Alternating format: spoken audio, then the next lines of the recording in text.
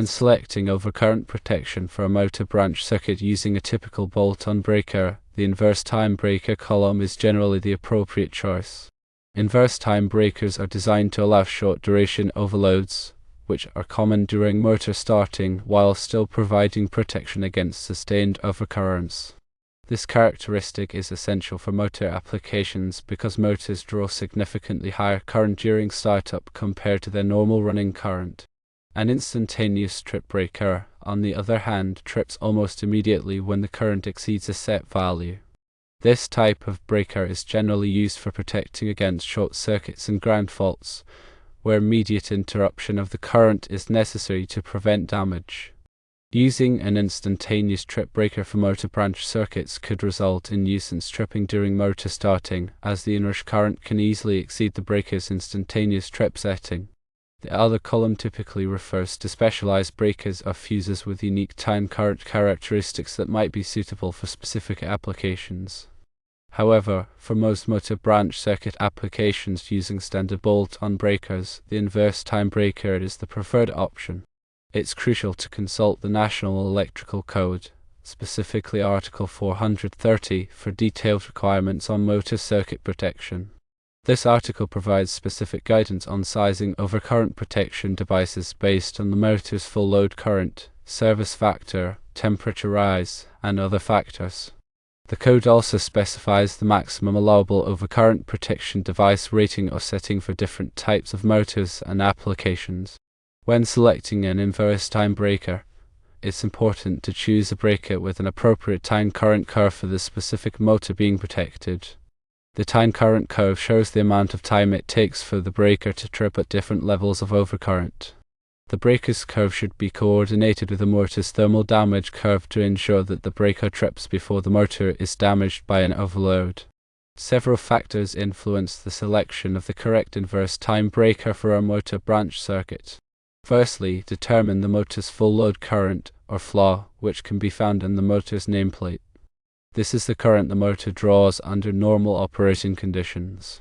Secondly, refer to NEC Table 430.52, which provides guidance on the maximum allowable overcurrent protection device rating or setting as a percentage of the motor's FLA. The specific percentage depends on the type of motor and the type of overcurrent protection device being used.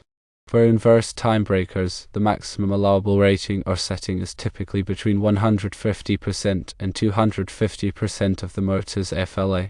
Thirdly, consider the motor's starting current, which is the current the motor draws during startup. This current can be several times higher than the motor's FLA and can last for several seconds. The inverse time breaker must be able to withstand this inrush current without tripping.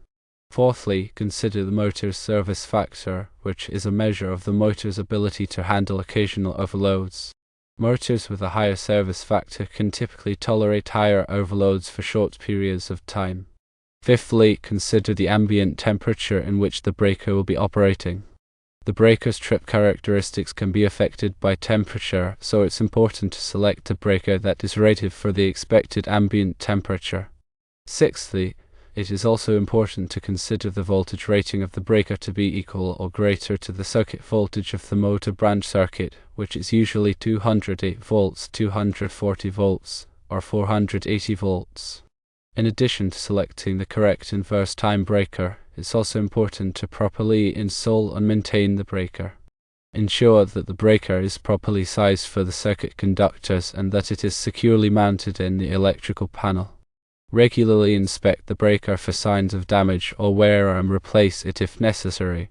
Remember that electrical work can be dangerous and should only be performed by qualified personnel.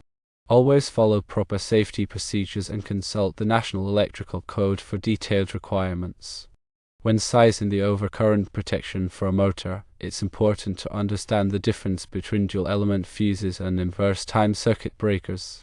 Both devices provide overcurrent protection, but they have different characteristics that make them suitable for different applications. Dual-element fuses, also known as time delay fuses, consist of two elements: a short circuit element and an overload element. The short circuit element provides instantaneous protection against short circuits and ground faults, while the overload element provides time delay protection against sustained overloads.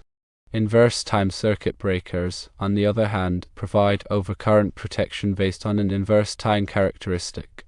This means that the breaker's trip time is inversely proportional to the amount of overcurrent. The higher the overcurrent, the faster the breaker will trip.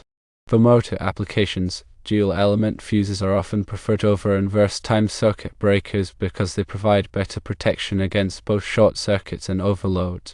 The time delay characteristic of the overload element allows the fuse to withstand the motor's starting current without blowing, while the short circuit element provides fast protection against short circuits and ground faults. However, inverse time circuit breakers can also be used for motor protection, as long as they are properly sized and selected. When using an inverse time circuit breaker for motor protection, it's important to choose a breaker with an appropriate time current curve for the specific motor being protected. The breaker's curve should be coordinated with the motor's thermal damage curve to ensure that the breaker trips before the motor is damaged by an overload. Additionally, it's important to consider the motor's starting current and service factor when selecting an inverse time circuit breaker. The breaker must be able to withstand the motor's starting current without tripping and should be sized to provide adequate protection for the motor's service factor. When dealing with specific motor types, such as those found in HVAC systems like compressors and fans, additional considerations come into play. HVAC motors often operate under varying load conditions and may experience frequent starts and stops. This places additional stress on the motor and the overcurrent protection devices. For compressor motors, it's crucial to select an overcurrent protection device that can withstand the high inrush current during startup.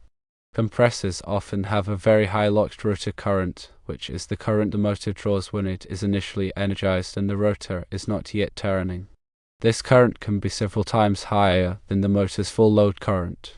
Therefore, it's essential to choose an overcurrent protection device with a sufficient time delay to allow the motor to start without tripping. For fan motors, the load is typically more consistent than that of a compressor motor. However, fan motors can still experience overloads due to factors such as dirty filters, obstructed airflow, or mechanical problems with the fan blades or bearings. Therefore, it's important to select an overcurrent protection device that can provide adequate protection against these types of overloads.